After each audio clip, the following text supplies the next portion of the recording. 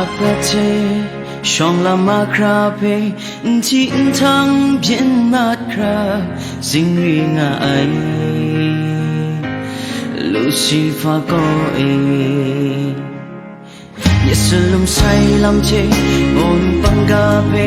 chit then cao ya lu ai asam ni che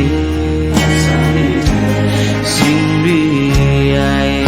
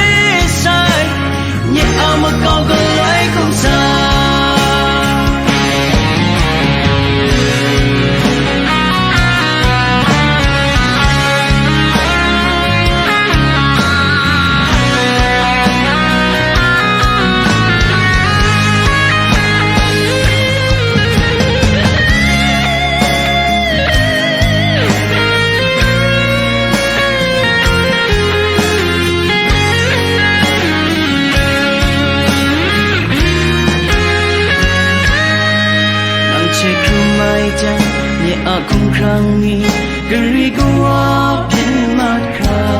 kang shayak ai Lucifer ko Yesulum sai lam che on panga pe jit then cao ya lu ai asam ni che sing ri ai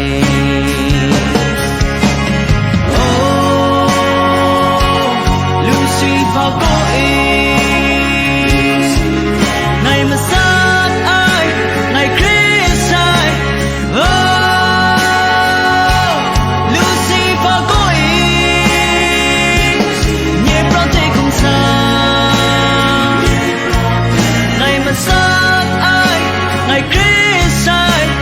nhẹ ao mà cao gần lấy không xa